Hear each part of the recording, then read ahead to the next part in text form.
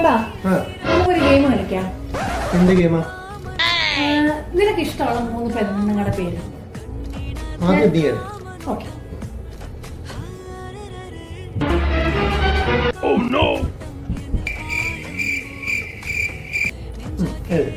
കാണിച്ചേ. ആദ്യം നീ കാണിക്കും. നീ കാണിക്കേ? ആദ്യം നീ കാണിക്കും. ഓക്കെ. ദുൽഖർ സൽമാൻ, ഉണ്ണി മുകുന്ദൻ, പൃഥ്വിരാജ്. ഇങ്ങനായിരുന്ന ഗെയിമാണ്. ഞാൻ എഴുതിയില്ല, ഞാൻ ഒന്നുകൂടെ എഴുതാം. ഞാൻ ഒന്നുകൂടെ എഴുതാം. നോക്കട്ടെ.